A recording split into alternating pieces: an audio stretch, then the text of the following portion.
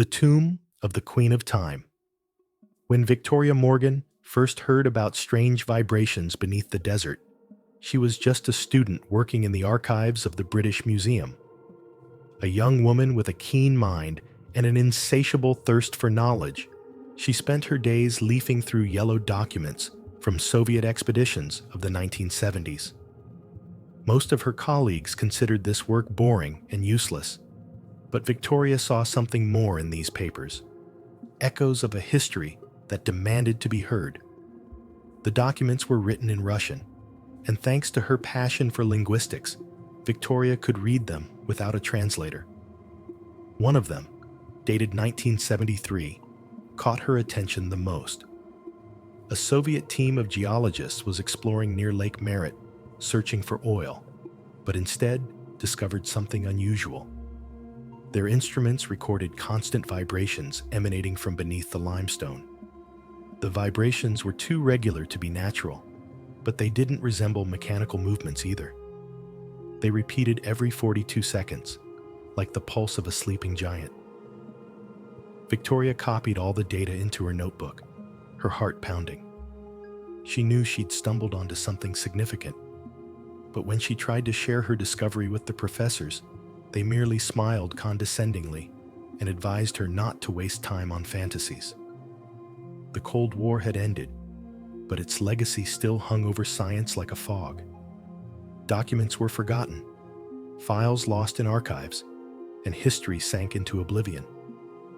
Almost 30 years passed. Victoria had become a recognized expert on ancient Egyptian culture, but she never forgot those Soviet records.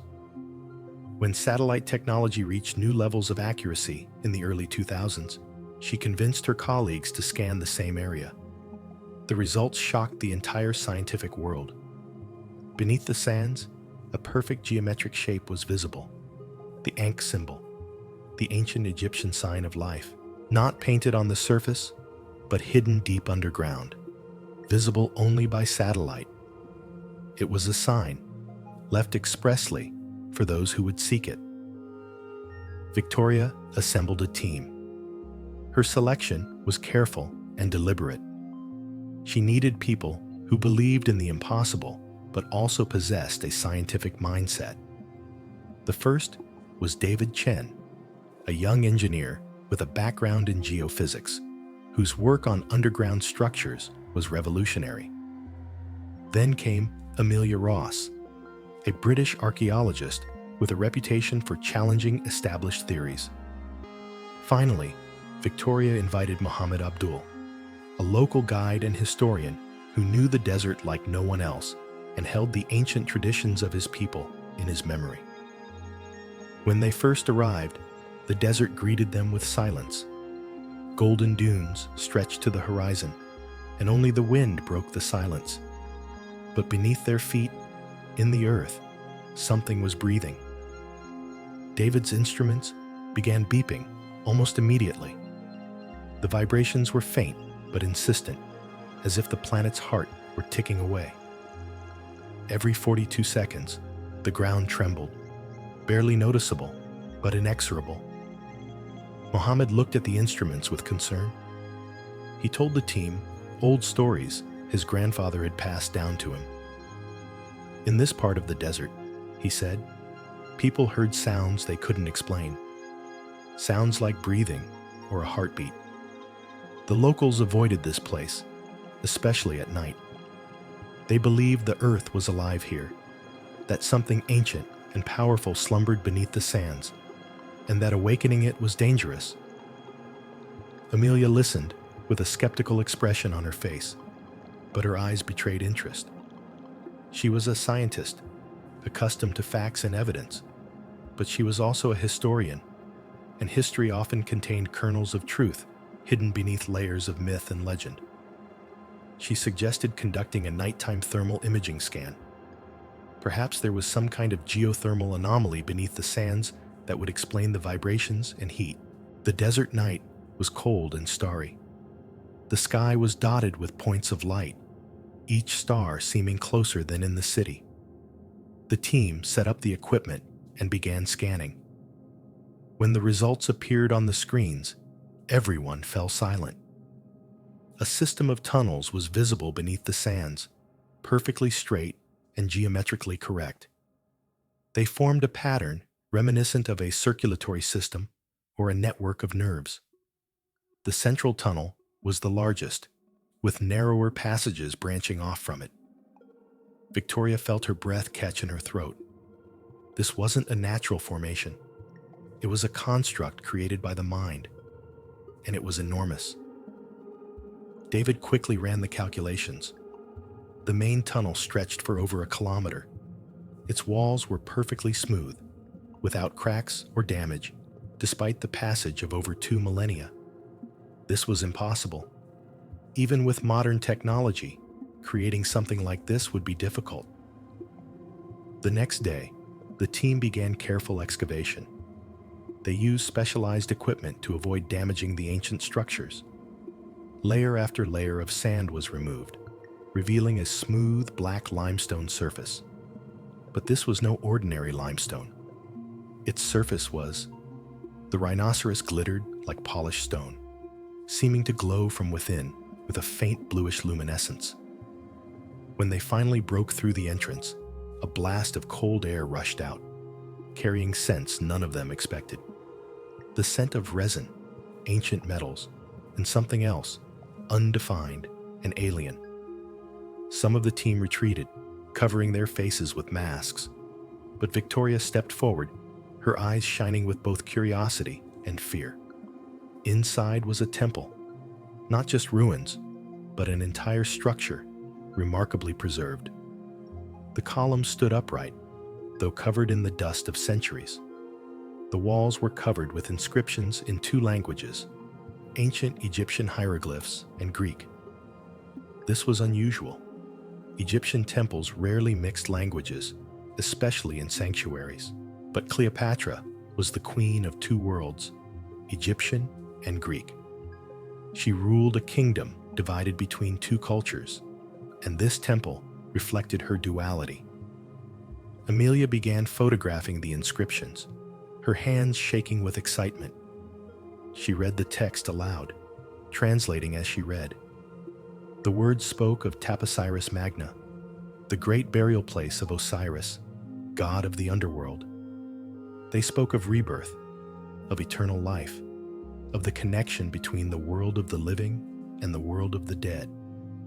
And they spoke of Cleopatra, the queen who chose this place for her final resting place. David installed sensors throughout the temple. The vibrations were everywhere, but they emanated from one place, deep beneath the sanctuary's floor. He pointed to the center of the temple, where the floor was smooth and black as a mirror. This was not a natural formation. It was a door. The team worked carefully, using specialized tools to avoid damaging the ancient structures. When they finally broke through the floor, a passageway opened beneath them, leading down into darkness. A staircase carved into the rock descended deep underground. Symbols were carved into each step: ankhs, eyes of Horus, scarabs. This was the road to the afterlife, the path Cleopatra's soul was destined to take. They descended deeper, their lanterns piercing the darkness, creating dancing shadows on the walls. The air grew colder and denser. The scent of resin and metal intensified, and the vibrations grew stronger, as if they were approaching the heart of something living. The corridor opened into a huge circular chamber. Its high ceiling was carved with stars made of lapis lazuli. They sparkled in the lantern light, creating the illusion of a night sky. In the center of the chamber stood a sarcophagus. It was carved from a single piece of black granite, its surface gleaming like a mirror. The lid was carved with 2 figures, a man and a woman, lying side by side, their hands intertwined. Victoria approached the sarcophagus, her heart pounding. She knew she was looking at Cleopatra. Her face was a mask of calm, but her eyes betrayed the emotions she was experiencing. This was the greatest discovery of her life, the culmination of her search. which had begun with yellowed Soviet documents in the museum archives. But when they began to open the sarcophagus, something unexpected happened. The lid wouldn't budge. It was sealed not only physically, but also by something else. David's sensors revealed a power source within the sarcophagus, weak but distinct. Vibrations emanated from it, and they were synchronized with the vibrations they had detected from the very beginning. Muhammad took a step back, his face turning pale. He whispered a prayer in Arabic, words his grandfather had taught him to say in dangerous places. Amelia placed her hand on his shoulder, trying to reassure him, but she herself was terrified. Something was wrong here. This wasn't just a tomb. It was something bigger, something more complex and more dangerous. Victoria ordered a full scan of the sarcophagus before opening it. David agreed, and they spent the next hours analyzing the data. The results were astonishing. Inside the sarcophagus were two bodies wrapped in linen and gold. But between them lay an object that didn't fit the picture. It was a bronze cylinder, roughly the size of a hand, covered in strange symbols, and it was radiating energy. When they finally opened the sarcophagus, a blast of hot air erupted from it. The smell was overpowering. Resin, ammonia, and something else, ancient and alien. Some of the team retreated, covering their faces. But Victoria and Amelia remained, their eyes fixed on the sarcophagus's contents.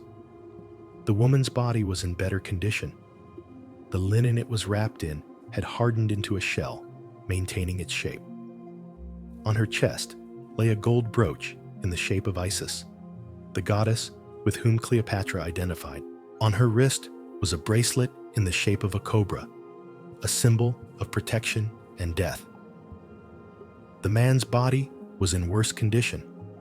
His chest was open, his ribs bent outward, and the cavity was filled with hardened resin and mercury. This wasn't a method of preservation.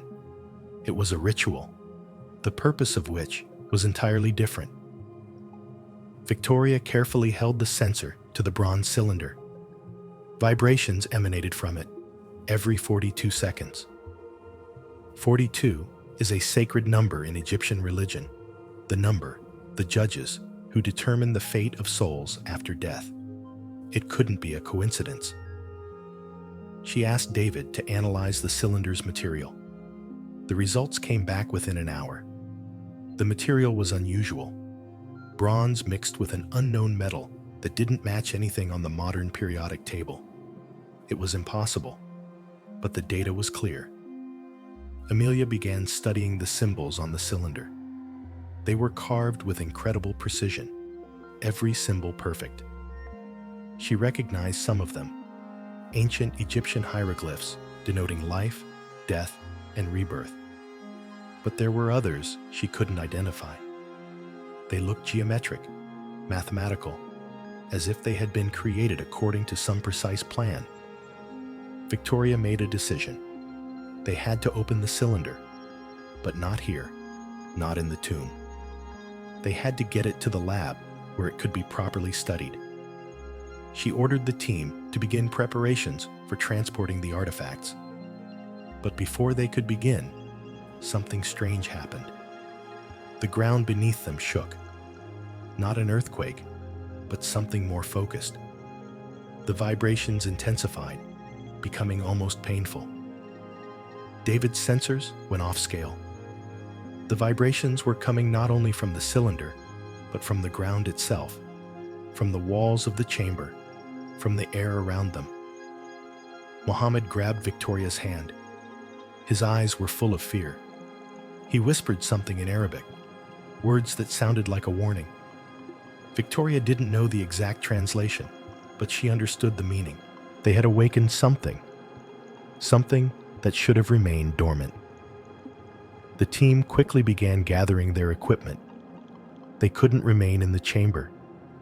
The air was growing denser, and the vibrations were becoming more intense. They climbed the stairs, quickly but carefully, afraid of falling in the darkness. When they emerged from the temple, the sun was already low on the horizon. The sky was painted red and orange, as if the desert was burning. They looked back at the temple, and what they saw made them stop. The sand around the temple was moving. Not the wind, but something more organized. The dunes seemed alive, breathing, rising and falling in a rhythm that matched the vibrations they'd heard in the tomb. It was impossible, but it was happening. The earth was breathing, like a living thing. Victoria stood, paralyzed by fear and wonder. She realized she'd stumbled upon something beyond her comprehension. This wasn't just a tomb. It was a machine, ancient and powerful, created for some purpose she couldn't fathom. David approached her, his face pale. He showed her the data on his laptop. The vibrations were increasing exponentially. If this trend continued, within hours, they would reach levels that could trigger an earthquake. They had to do something.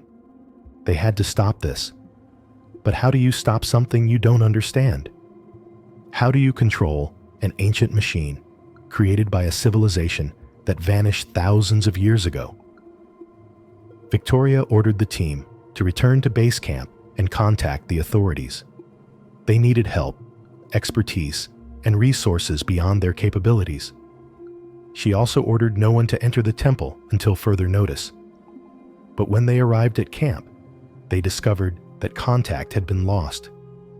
All radios were filled with static, a strange sound, like a heartbeat amplified 1,000-fold. It was a sound emanating from the earth, the sound of the vibrations they had awakened. The night was long and sleepless. The team sat in their tents, listening to the sound growing louder and louder. No one spoke. What was there to say? They had made a mistake, perhaps an irreparable one. They had opened what should have remained closed. At dawn, the vibration suddenly stopped. The silence was deafening, more terrifying than the sound itself. Victoria stepped out of the tent and looked toward the temple. It was still standing, but something had changed. The sand around it was smooth as glass, as if it had been melted and hardened. And in the center of this smooth sand, a shadow was visible, deep and black, extending downward into the earth. David approached her, holding a laptop. Its data showed that the vibrations hadn't disappeared. They had simply changed form. Now they were emanating from deep within, from the very center of the earth, from a place much deeper than Cleopatra's tomb. Victoria realized they had stumbled upon something far more than just the tomb of an ancient queen. They had stumbled upon a gateway to another world, a gateway that had been sealed and guarded for millennia. And now that gateway was beginning to open. She ordered the team to begin evacuation. They had to get out of the desert as quickly as possible. But before they could begin, the ground beneath them shook again. This time, it wasn't a vibration, but a real earthquake. Tents collapsed, equipment shattered, and people fell to the ground. When the earthquake ended, Victoria rose to her feet and looked around. The desert had changed. New developments. Chasms crisscrossed the sand like wounds in skin. And from these chasms emanated light, a cold, blue light, like the light they had seen in the tunnels beneath the temple. She knew this was only the beginning. Something was awakening, something ancient and powerful, something buried beneath the sands for millennia. And she, Victoria Morgan, was responsible for its awakening. The team evacuated the desert in haste. They left behind most of their equipment, taking only the bare essentials. When they reached the nearest town, they discovered that news of their discovery had already spread. Satellite images showed strange changes in the desert, new structures appearing beneath the sand, new symbols visible only by satellite. The Egyptian government declared the area off-limits to the public. Troops were deployed around the desert, and no one was allowed to enter. But the information had already leaked online. Photographs, videos, data. It was all there, accessible to millions of people. Victoria was summoned to a meeting with high-ranking officials.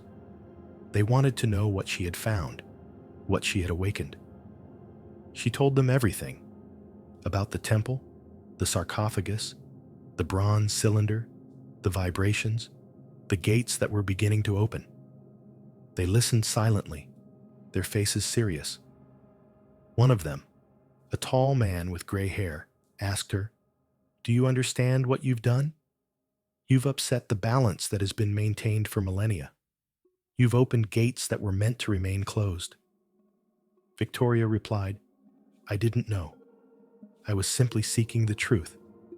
I simply wanted to understand what happened to Cleopatra, where she was buried. The truth you found could be more dangerous than the lies we've kept," he said. Cleopatra wasn't just a queen. She was the keeper of something ancient, something that was never meant to be found. And now that you've opened the gate, we must prepare for the consequences. Victoria didn't understand what he meant, but she knew her life had changed forever. She was no longer just a scientist seeking the truth. She was the person who had awakened something ancient, and now she had to bear responsibility for it. Over the following weeks, the team worked with authorities, trying to understand what was happening in the desert. The vibrations continued to intensify, and new structures continued to appear beneath the sand. Satellite images revealed that beneath the desert lay a vast network of tunnels and chambers, far larger than they could have imagined. David analyzed the data and discovered that the tunnels formed a pattern similar to an electrical circuit.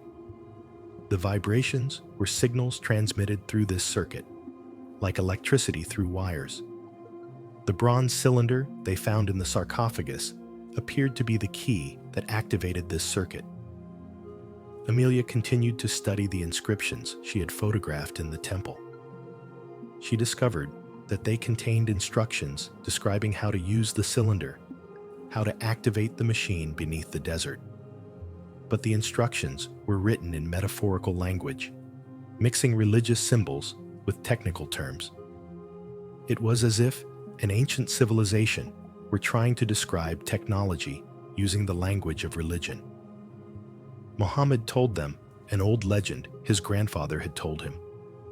The legend spoke of a time when the gods walked the earth, leaving behind machines that were meant to help humanity. But humanity was unprepared for such power, and the gods hid the machines underground, sealing them with magic and guarding them with spirits. Cleopatra, according to legend, was one of the few people who knew of the existence of these machines, and she dedicated her life to protecting them.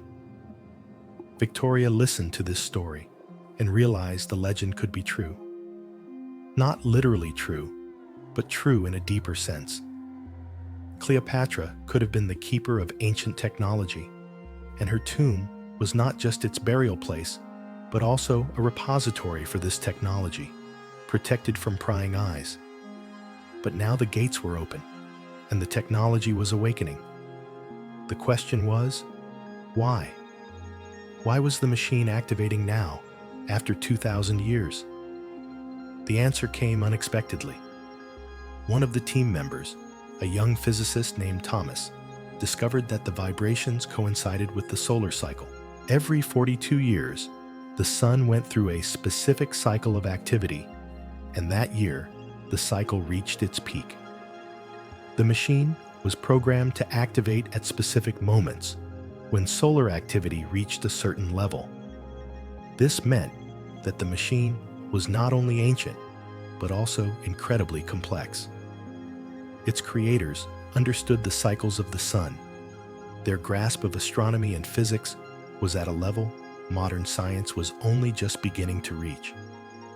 They created a machine that would operate for millennia, activating at specific moments, transmitting signals through tunnels beneath the desert. Victoria began to understand that Cleopatra was not just a queen, but also a scholar, the keeper of knowledge that had been lost for centuries, Amy. Her tomb wasn't just her burial place, but also a library, a repository of information about an ancient civilization that existed before the pharaohs, before the Greeks, maybe even before recorded history. She ordered the team to conduct a full scan of all the tunnels beneath the desert. They had to understand what was in those tunnels, what was guarded by the machine, what was so important that an ancient civilization had spent so much effort protecting it. The scan results came back a week later. The tunnels contained chambers, hundreds of chambers, each filled with objects. Objects that shouldn't have existed in ancient times. Objects that looked like technology. Victoria felt her breath catch in her throat. She knew she had stumbled upon something that would change everything we knew about human history. She knew her discovery would be contested, denied, maybe even suppressed. But she also knew the truth couldn't be hidden forever. She began preparing a report, documenting everything they'd found, all the evidence, all the data. She knew this report would be the most important document of her life, perhaps the most important document in the history of science. But before she could finish it, something unexpected happened. The Egyptian government announced they were shutting down the project. They declared the area completely sealed, that no further research would be conducted, that all data would be classified as a state secret. Victoria was furious. She knew this was an attempt to hide the truth, an attempt to suppress a discovery that could change the world. She decided to act. She copied all the data, all the photographs, all the videos, and sent them to several independent scientific journals and human rights organizations. When the data was published, the world exploded. Scientists from all over the world began analyzing the information, conducting their own studies, attempting to reproduce the results.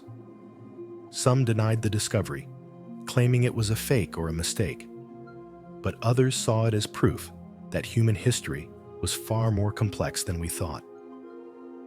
Victoria became famous around the world. Her name appeared in newspapers, on television, and online. She was invited to speak before the United Nations, scientific conferences, and governments. Wherever she went, people wanted to hear her story, wanted to learn about her discovery. But fame was mingled with danger. There were people who wanted to conceal the truth, people who had a vested interest in keeping this ancient technology hidden. Victoria received threats. Her home was searched. Her life was in danger. But she didn't give up. She continued working, continued researching, continued uncovering the truth. She knew this was her destiny, that this was the reason she had stumbled upon those Soviet documents in the museum archives so many years ago.